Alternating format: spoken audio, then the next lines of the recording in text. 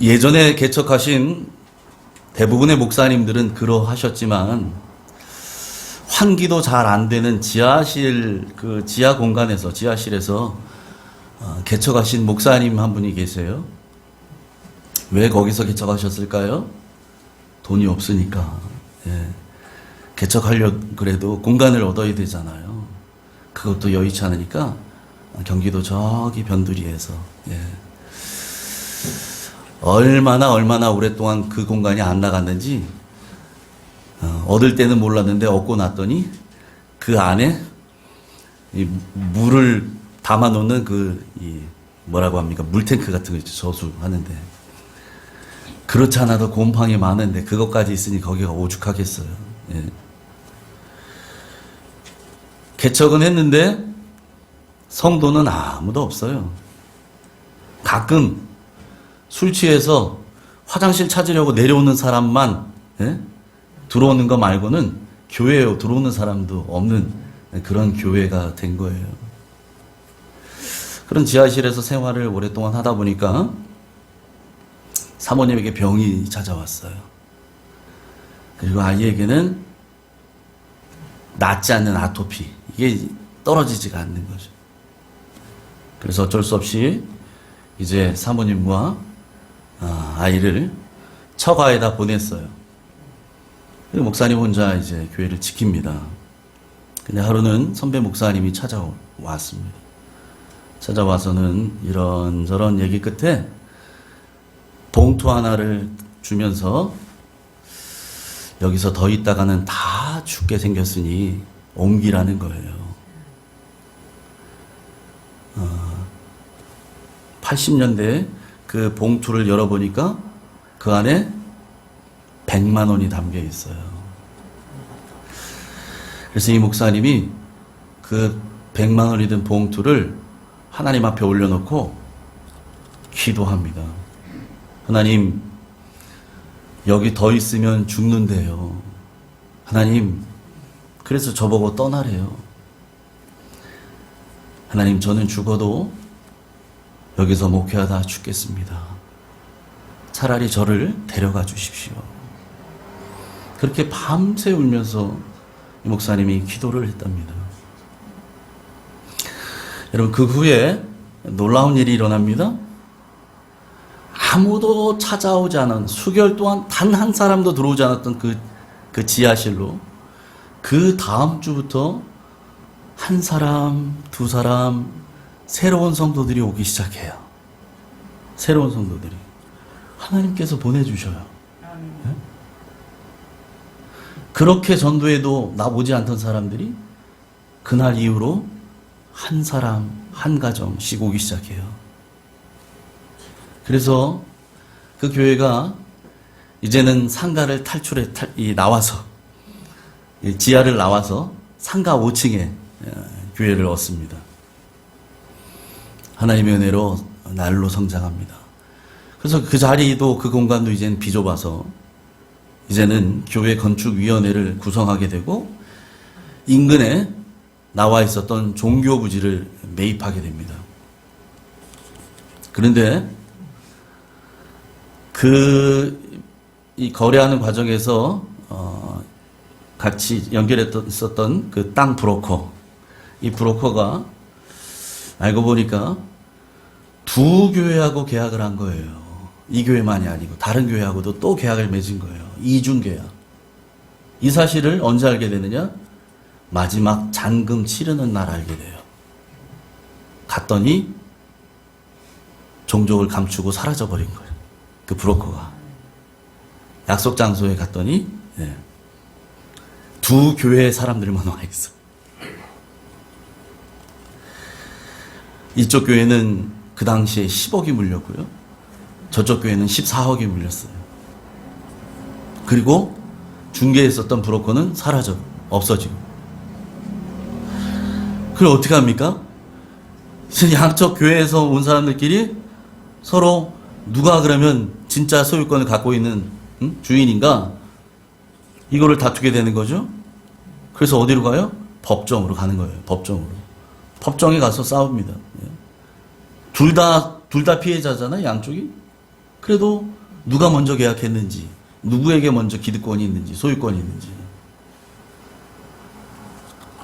그러니 여러분, 교회에서는 어떻게 하겠어요? 성도들이 한 마음이 돼서 다 기도하겠죠. 예. 이쪽 교회만 기도할까요? 저쪽 교회도 기도하겠죠. 예. 다 이기게 해달라고. 하나님 이기게 해주세요. 이기게 해주세요. 하나님 얼마나 복잡하실까요? 누구 기도를 들어줘야 될까요? 어느 교회 기도를 들어줘야 돼요? 이럴 때. 예? 목소리 큰 교회 쪽의 기도를 들어줄까요? 예. 그렇게 해서 기도하고 재판을 벌였는데 결론은 어떻게 됐느냐? 이쪽 교회가 이겼어요. 이쪽 교회가 여러 가지 정황상 예, 먼저 기득권을 갖고 있었던 것이 이제 입증이 돼서 이긴 거죠. 법정에서 막 얼마나 기뻤는지 막 목사님하고 안수 집사님하고 또 이쪽에 섰던 변호사 축하한다고 기쁘다고 할렐루야를 외치고, 그리고 돌아와서 강단에 엎드려서 하나님께 감사기도 하고 있는데 하나님이 그러시더라는 거예요. 이겨서 기쁘냐? 이겨서 기쁘냐? 네, 하나님 은혜로 이겼어요. 감사하죠. 기쁘죠.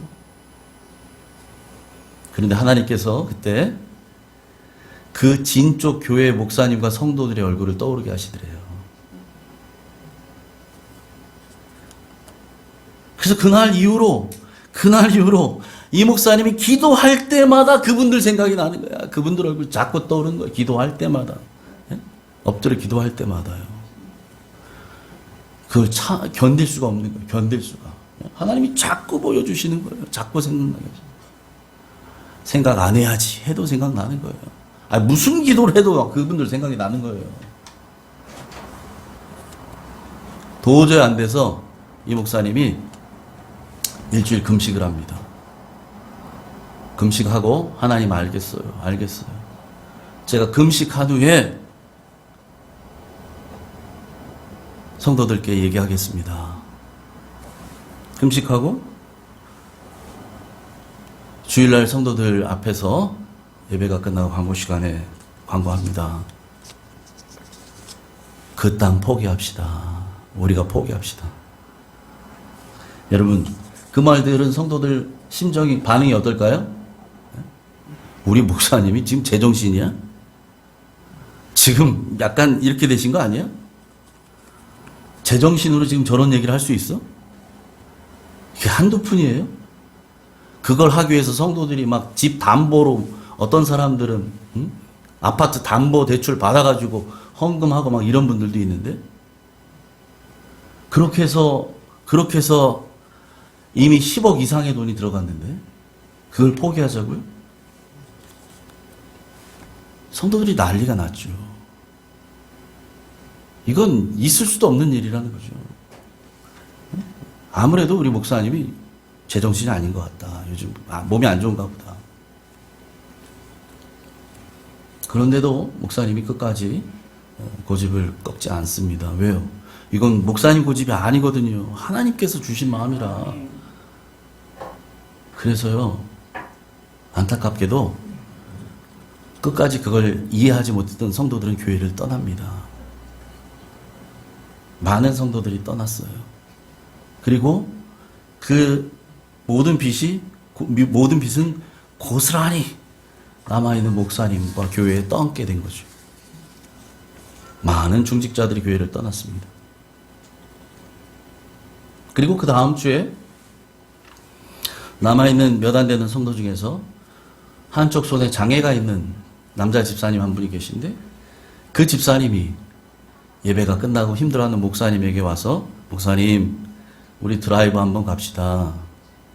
이러고 자기 차에 목사님을 태우고서 가더라는 거예요. 그리고 아직 개발 전이었던 그 안산의 허벌판으로 데리고 와서 거기 서가지고 그렇게 말하더라는 거예요. 목사님, 하나님께서 우리 교회를 여기에 지어주실 거예요. 그날 목사님이요, 그 집사님에게 큰 위로를 받았고, 그날 그 집사님의 음성이요, 하나님의 음성으로 들리더라는 거예요. 하나님의 음성으로. 그 뒤에도 많은 이야기가 있지만 오늘 시간 관계상 다음에 기회가 있으면 제가 또 해드리겠지만 여기까지만 오늘 말씀을 드리고요. 그런 과정을 통해서 교회가 세워지고 그렇게 세워졌던 교회의 오늘날의 모습이 어떤가 보여드릴게요. 이렇게 세워져 있습니다. 안산에. 아시는 분 아실지 모르겠지만 우리 백석교단의 교단 선배님이시죠. 제가 존경하는 선배님. 안산 빛나교회를 담임하시는 유재명 목사님의 간증입니다. 제가 이 간증을 개척하기 전에 신대원 시절에 직접 그 기도원에서 연초에 들었어요.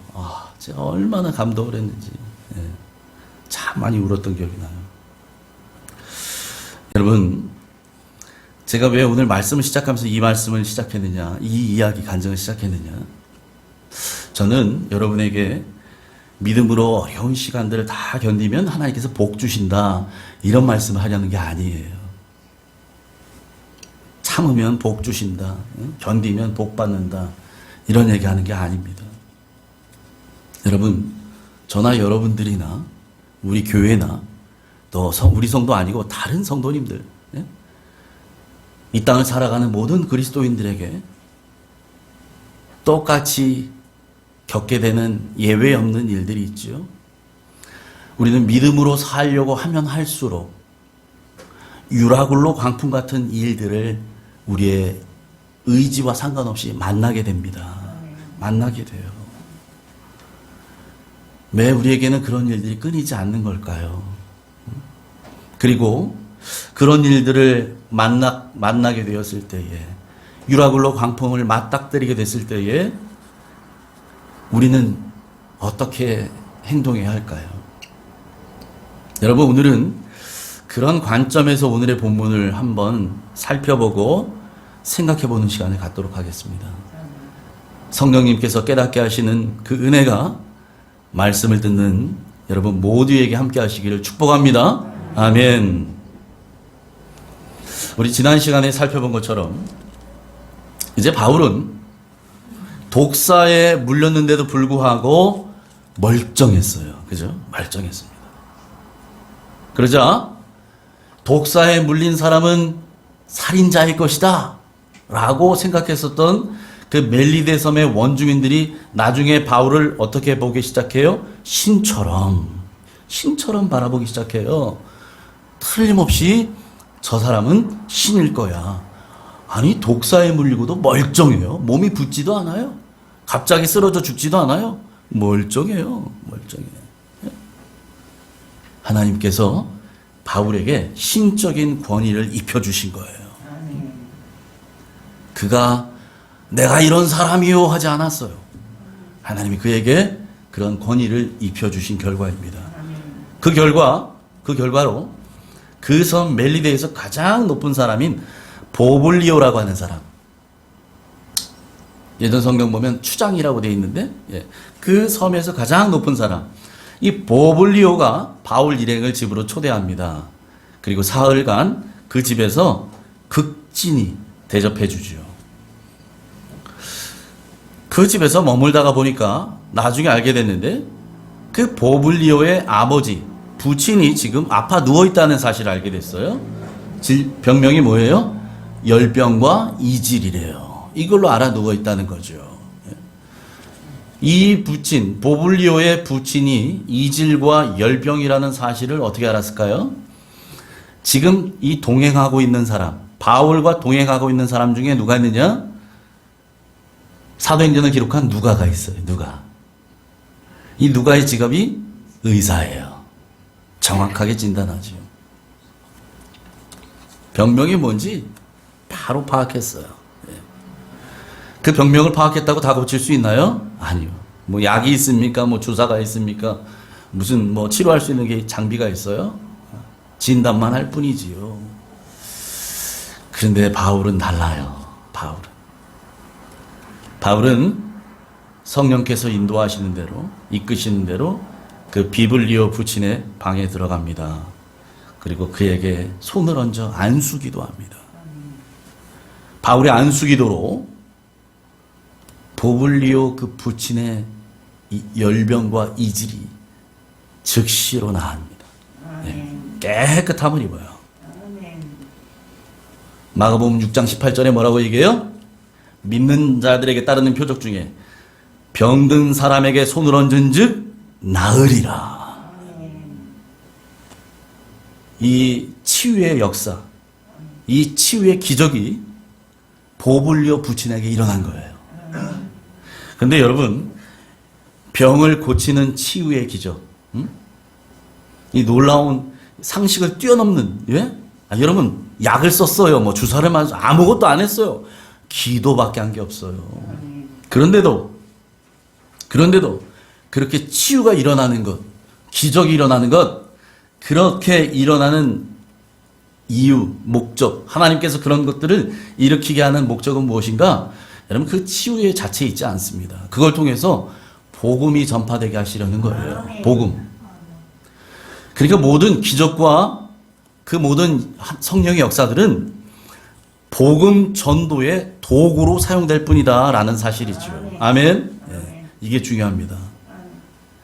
그냥 단지 기적만을 쫓아가고 기적만이 전부이냐? 여러분, 이건 번지수 잘못됐다는 얘기죠. 그걸 통해서 살아계신 하나님을 드러내고 영혼 구원의 도구로 사용하시려고 성령께서 그렇게 역사하신다는 사실입니다. 자, 그렇게 해서 이제 보블리오의 부친이 병이 나았어요. 그 병이 나았다는 소문이 온 섬에 다 퍼지죠. 그 소문 듣고요, 그 섬에 있었던 많은 병자들이 이제 바울을 찾아옵니다. 8절 9절 같이 읽습니다. 시작. 보블리오의 부친이 열병과 이질에 걸려 그에게 안수하여 낫게 하며 이러므로 섬 가운데 다른 병든 사람들이 와서 고침을 받고. 아멘. 아멘. 보블리오, 그 섬의 가장 높은 사람 보블리오의 아버지가 지금 열병과 이질로 사경을 헤매고 있었는데, 아니 그 어르신이 고침받았대 라고 하는 얘기를 듣고 섬에 있는 모든 사람, 병든 사람들이 이제는 너나 할 것 없이 바울을 찾아오죠.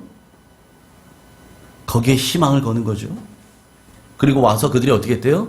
고침을 받았대요. 고침을 받았다. 여러분, 이 구절에 이 고침을 받았다라는 이 단어가 헬라어로 테라피오라고 하는데요. 이 테라피오의 원뜻이 어떤 거냐? 육체의 병만을 고침받았다는 얘기가 아니에요. 육체와 영혼이 함께 고침받은 상태를 얘기합니다. 이것을 테라피오라고 그래요. 헬라어로. 그러니까 여러분, 이 단어는요, 예수님께서 병든 자를 고칠 뿐만 아니라 그 병의 원인이 귀신 들린 사람, 귀신 때문인 경우에는 그 귀신을 내어 쫓잖아요. 병마를 내어 쫓잖아요. 병마를 내어 쫓아 고치실 때도 이 테라피오라는 단어를 사용합니다. 그러니까 육체만이 아니고 정신과 모든 영혼이 온전하게 회복되는 상태를 말해요.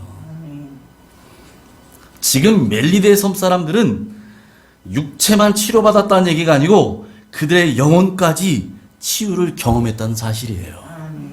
그러므로 여러분, 멜리데 섬에서 바울이 보냈던 그 3개월은 그 섬 사람들의 병든 육체와 영혼을 치유하고 말씀으로 거듭나게 하는 시간이 되었다는 사실입니다. 그러니 바울이 함께한 그 3개월, 그 3개월의 시간은 이 멜리데 주민들에게 있어서는 그들의 인생이 바뀌고 영혼이 구원받는 정말 기적 같은 선물의 시간이었던 거죠. 그러니 여러분 생각해 보세요. 만일 바울이 타고 있었던 그 배가, 알렉산드리아 그 배가 유라굴로 광풍을 만나지 않았었다면, 그래서 그들이 원했던 대로 그 그레데 섬에 있었던 미항으로부터 65km 정도 떨어져 있었던 베닉스 항구, 그 베닉스에 무사히 도착해서 거기에서 3개월 겨울 잘 나고 봄에 안전하게 무사히 그냥 곧장 로마로 올라가게 되었다면, 여러분, 바울은 이 멜리데 섬에 올 일도 없었을 거예요. 여기를 왜 와요? 바울이 가야 될 곳이 멜리데 섬이에요? 로마잖아요. 로마. 그래서 멜리데 섬 사람들은 바울을 통해서 구원받을 기회도 그들에게는 없었을 겁니다. 그러므로 여러분, 바울이 탔던 그 배를 유라굴로 광풍 가운데로 몰아가시고 그 죽음의 광풍 안에서 천신만고 끝에 멜리데 섬에 다다르게 하셨던 것은 이 바울을 통해서 그 멜리데 섬의 원주민들을 구원하시고자 하시는 하나님의 계획이었고 섭리였다는 사실입니다. 아멘. 여러분, 그래서 우리는, 예수 믿는 우리는 잘 돼도 감사, 안 돼도 감사, 흥해도 감사, 망해도 감사해야 될 분명한 이유가 있는 사람들인 줄 믿습니다. 태풍을 만나지 않고 곧장 가도 감사한 거고, 유라굴로 광풍을 만나도 감사할 이유가 있는 거예요. 여러분, 우리의 인생은 그렇게 인생 가운데 일어난 그 모든 일에는 그렇게 역사하시고 섭리하시는 하나님의 분명한 계획과 손길이 있다는 사실을 잊지 마시기 바랍니다. 아멘. 창세기에 나오는 요셉, 야곱의 아들 중 11번째 아들이었던 그 요셉. 여러분, 요셉이 아버지의 각별한 사랑을 받고 그걸 시기했던 형들이 나중에 동생을 구덩이에 집어 쳐놓고 있다가 미디안 상인들이, 애굽으로 지나가는 미디안 상인들에게 팔아 넘기잖아요. 예? 여러분, 그 생전 알지도 못하는 상인에게 이제 팔려 넘겼다는 얘기는 뭐예요? 요셉의 신분이 이제는 자유인이 아니고 노예가 된 거예요. 팔아 넘겼잖아요. 팔려졌잖아요. 여러분, 그렇게 팔려가던 요셉의 마음이 얼마나 두려웠을까요? 그렇게 해서 낯선 땅, 이집트, 처음 가본 그 애굽 땅에서 모든 게 낯설 거 아닙니까? 언어도 낯설어요. 사람들의 옷 입은 차림새도 낯설어요. 풍습도 낯설어요. 다 낯설어요. 그 애굽에서 노예로 팔려가지요. 생면부지의 사람 보디발의 집으로 팔려갑니다. 그렇게 살고 있었는데, 그렇게 해서 어느덧 적응하고 살고 있었는데 성추행범으로 누명을 씁니다. 그리고 감옥에 끌려 들어가요. 여러분, 그때 요셉의 마음은 얼마나 억울했을까요? 얼마나 두렵고 억울했을까요? 그런데도 하나님은 그 요셉과 함께 하심으로 창세기 39장에 그는 감옥에서도 형통한 자가 됩니다. 결국 그가 어떤 자리에 올라가요? 애굽의 총리의 자리에 오르게 되지요. 그런데 여러분, 그 요셉에게, 그에게 왜 그런 파란만장한 삶이 필요했던 걸까요? 하나님께서 마음만 먹으시면 그를 아주 자연스러운 과정을 통해서 유학을 보내서라도 그냥 앉힐 수 있잖아요. 그런데 하나님 그렇게 안 하셨어요. 그렇게 안 하셨어요. 억울한 누명까지 쓰면서 죽을 고비 넘기면서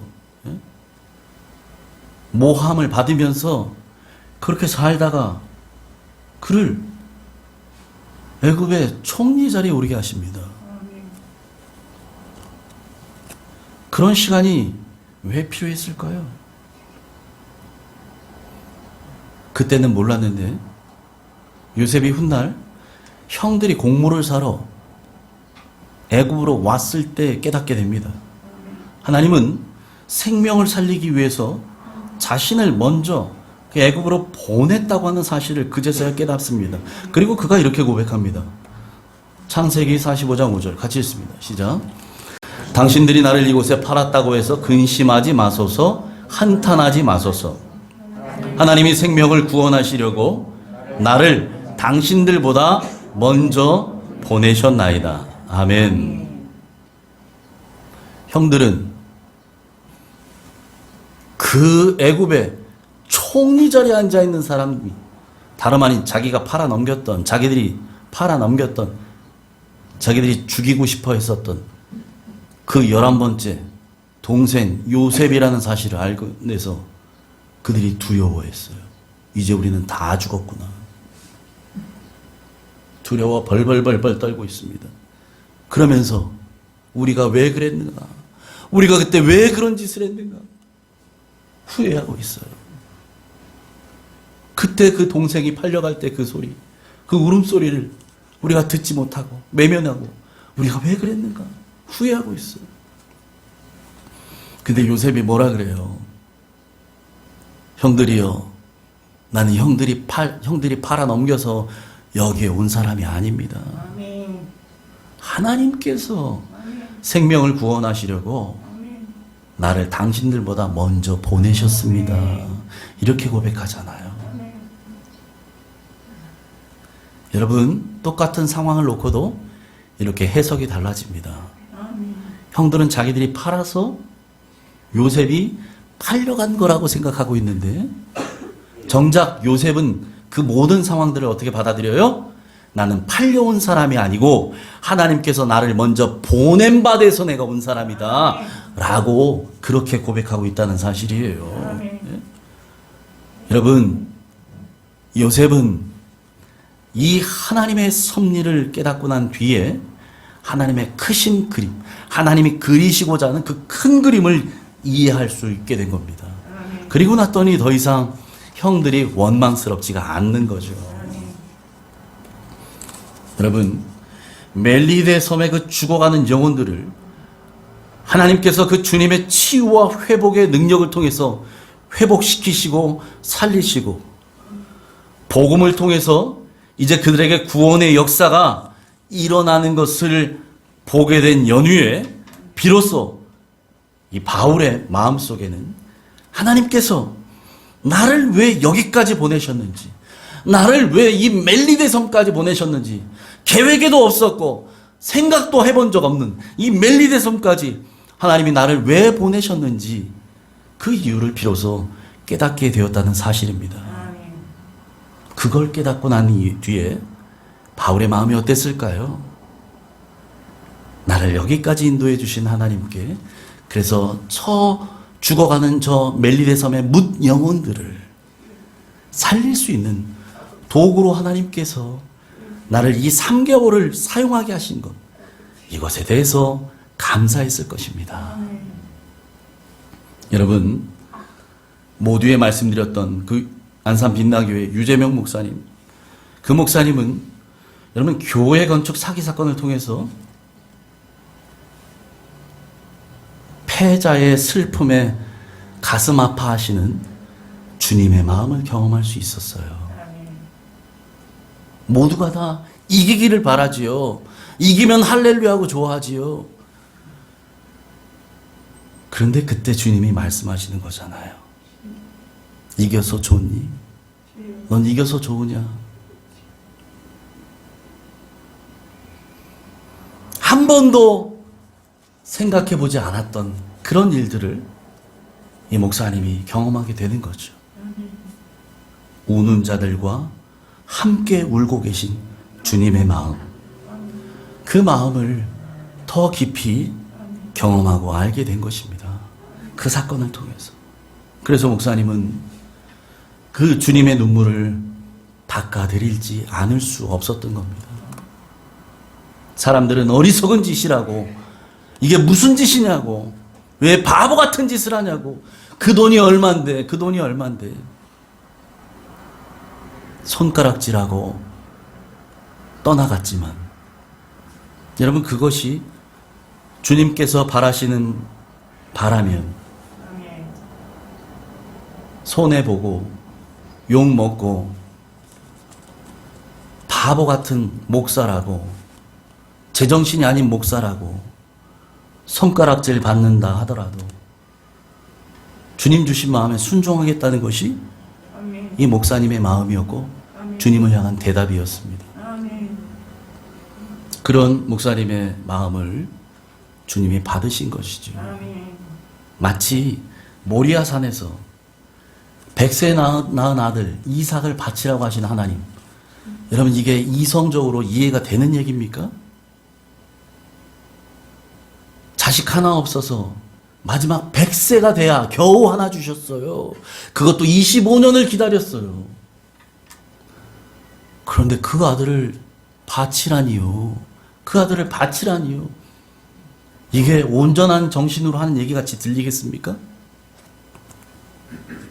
그런데 그 명령에, 그 말씀에 아브라함이 순종합니다. 그리고 그 아브라함의 순종을 하나님이 받으시지요. 그 마음을 받으시지요. 그렇게 받으셨던 그 하나님이 유 목사님의 마음도 받으셨다는 사실입니다. 여러분, 술에 물 탄 듯, 물에 술 탄 듯 대충 한 달이 교회에 놓고 한 달이 세상에 놓고 그렇게 신앙생활할 때는 잘 모릅니다. 그런데 정말 믿음으로 살겠노라고 다짐하고 결단하고 그 은혜 가운데 살려고 몸부림치기 시작하면 우리 주위에 이해할 수 없는 일들이 더 많이 일어나기 시작합니다. 여러분, 그럴 때 당황하지 마시기 바랍니다. 겁내지 마시기 바랍니다. 하나님은 다 알고 계십니다.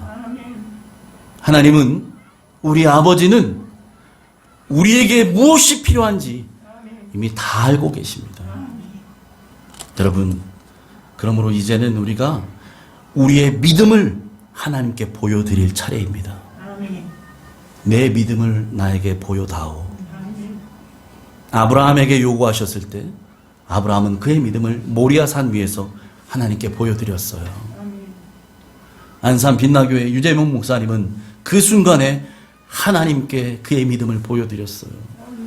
여러분, 바울도 그렇게 그의 믿음을 보여드리며 살아온 행적들을 사도행전을 통해서 우리가 보고 있습니다. 이제는 저와 여러분이 우리의 믿음을 하나님께 보여드릴 차례예요.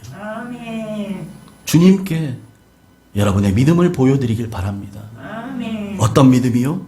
주님을 향한 변치 않는 믿음, 불같은 믿음, 세상이 감당치 못하는 그런 믿음을 보여드릴 수 있길 바랍니다.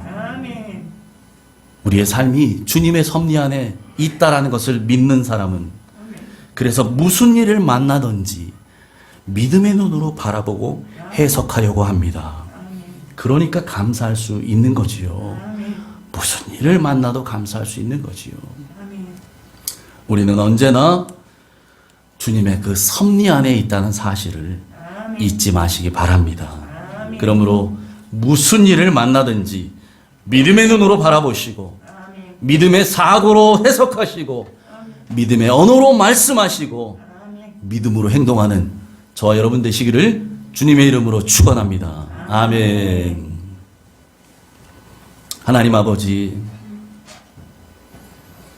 우리 삶 가운데도 전혀 예상치 못했던, 예기치 못했던 유라굴로 광풍, 그 죽음의 광풍 때문에 우리의 숨이 넘어갈 것 같은 그런 상황들이 얼마나 많은지 모르겠습니다. 하나님, 그런 시간들을 우리 옥정의 가족들이 지금 살아가고 있습니다. 하나님, 그런 상황에서 믿음을 저버리지 않는 저들 되게 하여 주옵소서. 하나님의 섭리 가운데 우리의 삶이 있다는 것을 믿기에 하나님의 손이 그 모든 환난 중에도 붙들고 있다는 사실을 믿기에 그 섭리 가운데 주님의 뜻을 따라 순종하며 걸어가기를 소망하는 자들 되게 하여 주시옵소서. 주님의 섭리 안에 살고 있다는 것을 믿는 사람은 무슨 일을 만나도 믿음의 눈으로 그 모든 상황을 바라볼 줄 아는 줄 믿습니다. 믿음의 사고로 나에게 닥쳐진 그 모든 문제를 해석할 줄 아는 줄 믿습니다. 이제 모든 상황을 믿음으로 해석하고 믿음의 언어로 말하고 믿음의 행동으로 살아가려고 몸부림치는 줄 믿사오니 하나님, 옥정의 모든 가족들이 그와 같이 하나님의 섭리를 믿는 믿음의 사람들로 승리하게 하여 주시옵소서. 예수님의 이름으로 감사하며 기도하옵나이다. 아멘.